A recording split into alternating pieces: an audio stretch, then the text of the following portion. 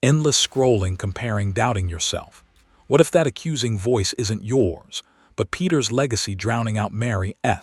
For 600 years, gatekeepers buried a rival gospel. The Nag Hammadi texts and the Gospel of Mary reveal a post-resurrection teaching they tried to silence.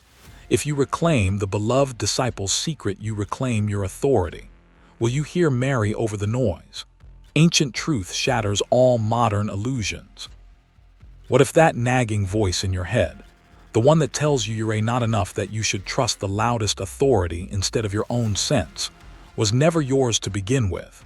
In the last section, we felt the itch, endless scrolling, constant comparing, the gut-level doubt that follows every choice.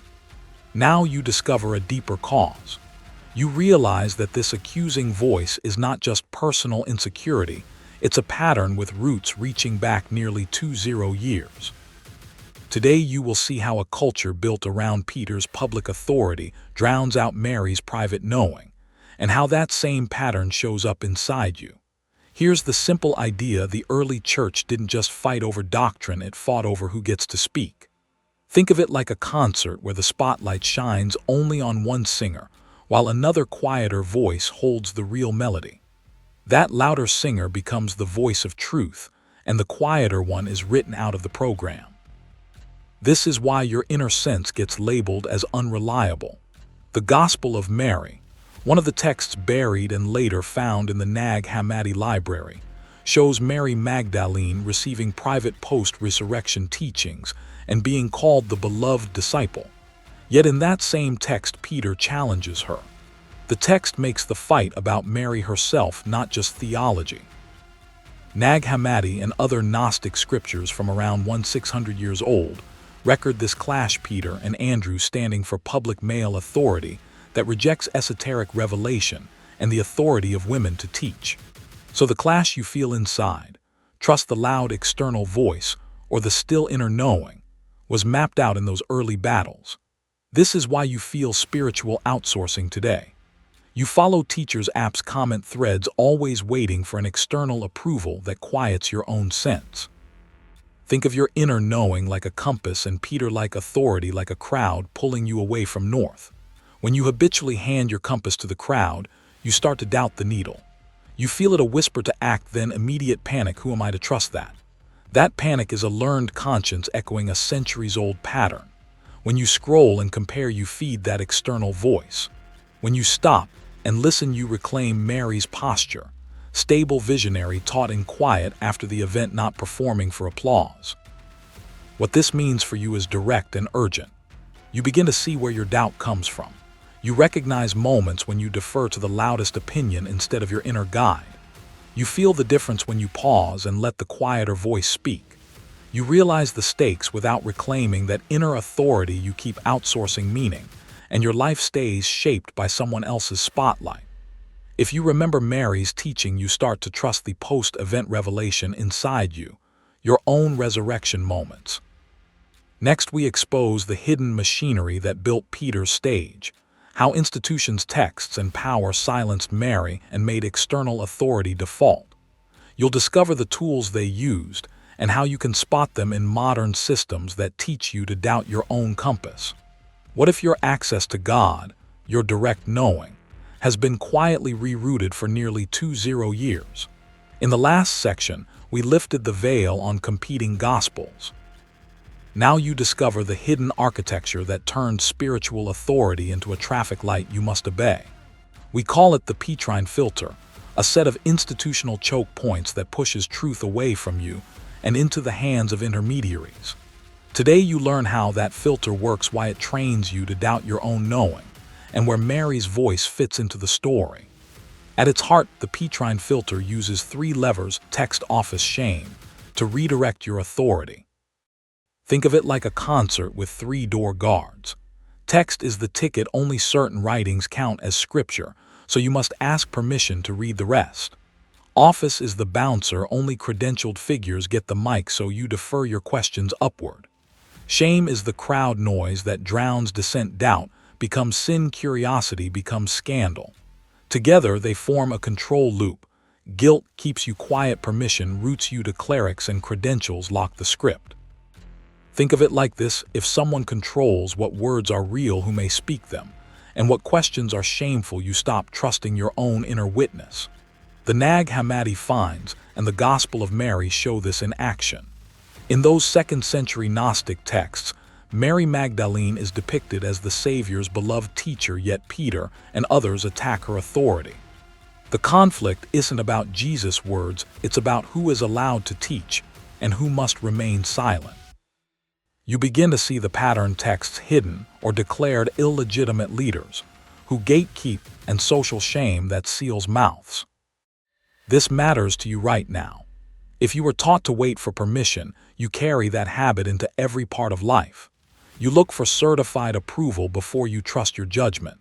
You feel a knot when you speak up in a meeting, a church, or a family because shame taught you to self-censor.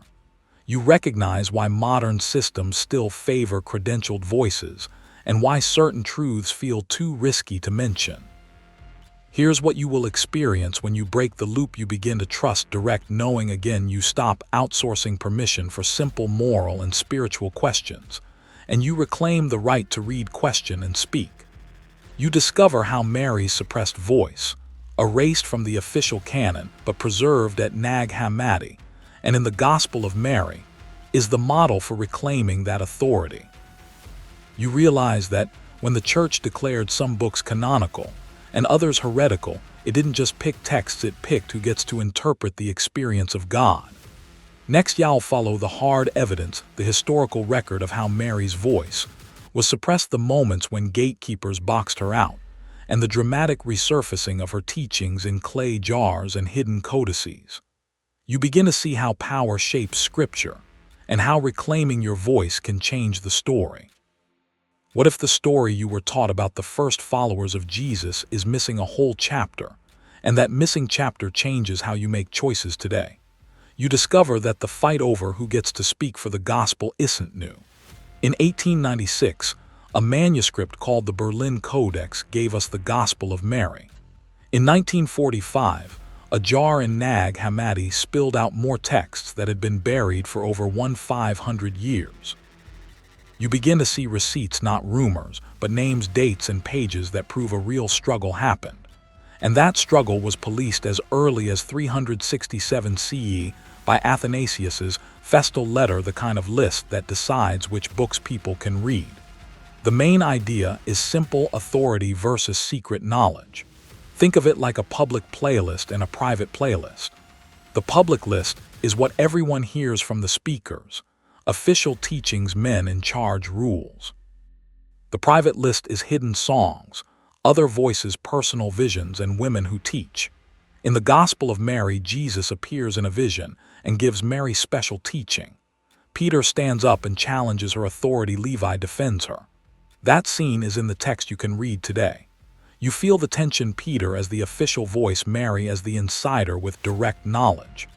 Early heresiologists like Irenaeus and Tertullian wrote furious responses to these hidden playlists, calling them dangerous. Athanasius's 367 CE letter acts like a content filter. It chooses which tracks get played across 2,000 years of Christian listening. Here's what this means for you now. The same pattern, who gets to speak, who gets silenced, shapes the choices you think are personal. When Mary's voice is pushed out, an institutional Peter step fills the silence with rules and doubt. So when you hesitate to trust your gut, or when you defer to an expert even though something in you disagrees, you are living that ancient script. You recognize it when a workplace meeting favors one kind of voice, when a family rule drowns out someone's idea, or when you dismiss your own insight because the official line sounds louder. You discover how suppression becomes habit. You stop offering your insight, you censor yourself, you follow the public playlist. You begin to feel the difference when you speak up, small at first, and you transcend old doubts when others defend your right to speak, just like Levi defending Mary. This isn't just history, it's inheritance. You break free by noticing where the Peter voice is running your life and choosing to listen to the Mary voice inside you. You realize that buried texts like the Gospel of Mary and the Nag Hammadi finds are not odd relics. They are mirrors showing how authority shaped what people were allowed to know. The stakes are clear: keep obeying the filtered playlist or reclaim your private list. Next, we'll pull the thread tighter: how those filtered playlists became the habits, institutions, and hidden rules that steer your daily decisions. You'll see the exact mechanisms that moved a passage in a burned book into the shape of a modern belief, and what you can do to change the channel. What if the voice that runs your life isn't actually yours? What if for roughly 20 years, a Petrine filter has been shaping what you think is true, safe, or respectable, nudging you to ask permission before you speak, to distrust your gut, and to hand your inner questions to experts? In the last section, we trace the split between Mary and Peter. Now you discover how that split lives inside your head. You begin to see patterns you thought were personal are actually inherited. You realize this isn't theory. It's a psychological script that quietly edits your choices every day. The Petrine filter is one main thing: it favors authority over direct knowing. Think of it like a radio with one station turned up so loud you can't hear anything else. The loud station is public proof, hierarchy, external validation, Peter's mode. The other station is quiet, inner, immediate, Mary's mode. When the loud station dominates, your intuition becomes static and your insight gets shamed. This is why texts like the Gospel of Mary, preserved in Nag Hammadi, show Mary receiving direct teaching and then being challenged by Peter. That scene is the blueprint for how cultures silence inner voices. In plain terms, you're taught to outsource discernment. You trust experts and audits more than your own heart. This is why so many early Gnostic texts hidden for 600 years insist on remembering the inner teacher instead of bowing to the loudest authority. This matters for you in clear, everyday ways. You feel the impulse to ask permission to speak up at work or in a relationship. You second-guess a creative idea and never finish it. You consult 3 gurus before making a small choice. You sense the shame that shows up when your insight isn't approved. You recognize chronic comparison, scrolling, watching others get the green light while you stay in amber.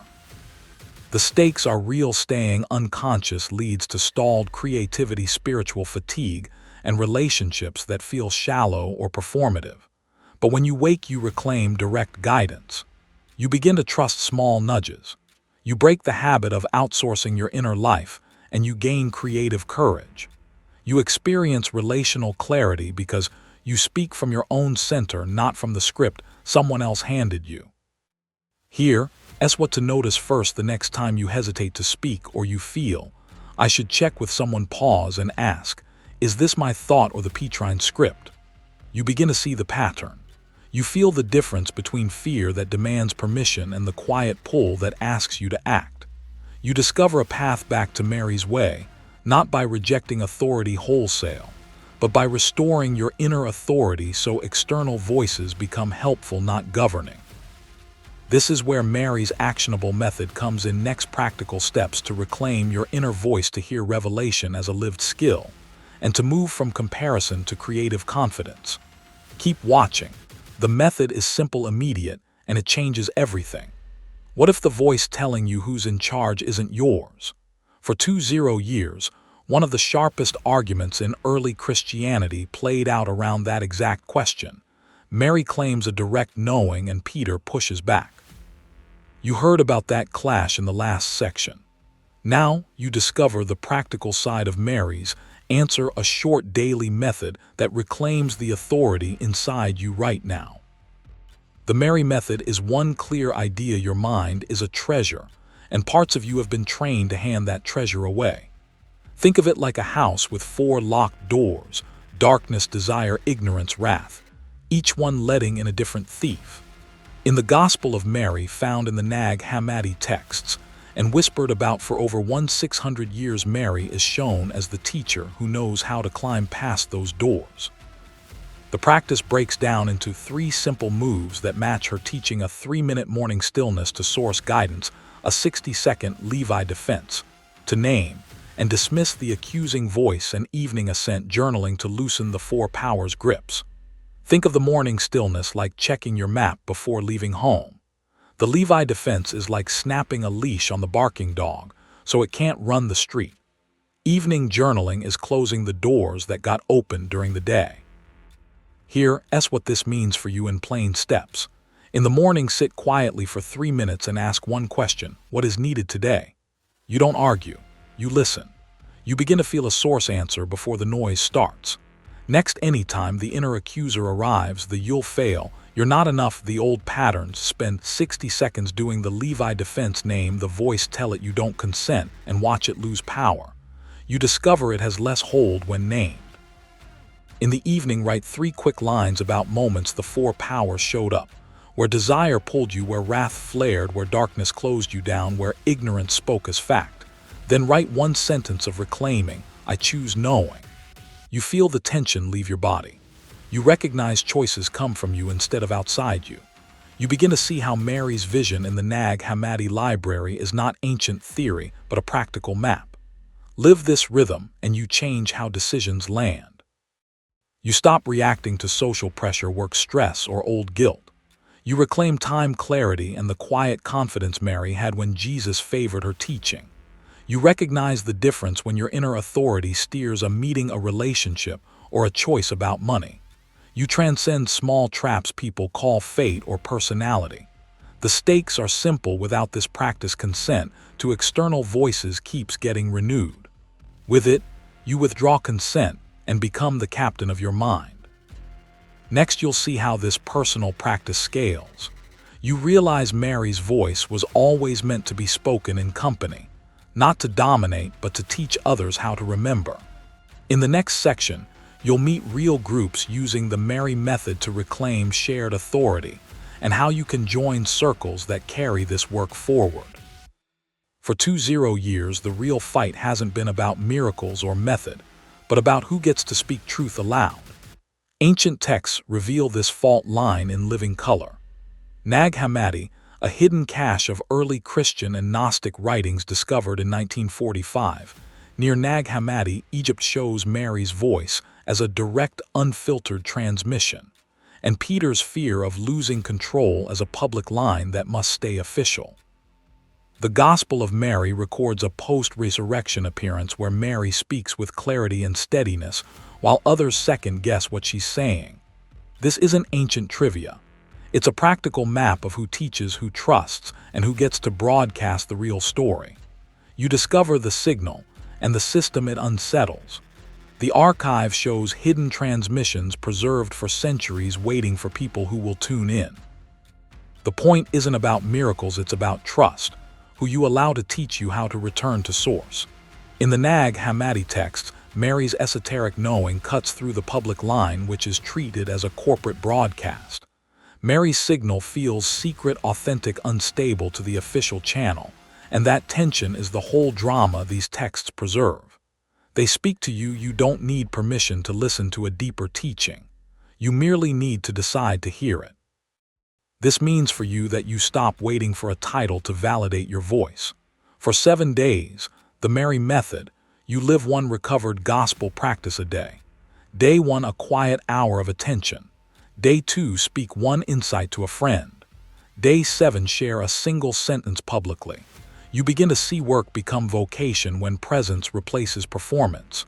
You recognize relationships shift when reciprocity matters more than show. You feel your timeline diverge from a self-doubt that was manufactured to keep you small. Here's a direct example you can try this week. Instead of waiting for a promotion to validate your idea, you share a learned insight in a team meeting. Somebody listens. A new conversation starts. That is Mary's signal amplified. If you don't transmit, the old channel stays dominant. If you do, you create a ripple. This is why the stakes matter. The old channel would stay in power if you never broadcast. If enough of us tune in, the broadcast changes. So try the 7 days, then post 1 insight. Subscribe and comment with your Levi defense line, your short truth you will hold publicly, and join the series as we unpack more recovered texts. Next, we move from practice to proof. We'll trace how Nag Hammadi passages and the gospel of truth map into everyday acts of courage. You discover how Mary's signal becomes a shared habit, and why when enough people tune in, the whole broadcast shifts. Ancient wisdom teaches that the way you listen changes the world you live in. Today you can begin. If you'd like to go deeper, I've made a free ebook called Escaping the Illusion: A Gnostic Guide to Mastering Reality, hidden in scrolls, symbols, and whispers. The link is in the description. The archons don't rule you with chains, they rule you with forgetfulness. But you've seen the game. The invisible prison dissolves when you remember who you are and begin transmitting what matters. The real journey begins now.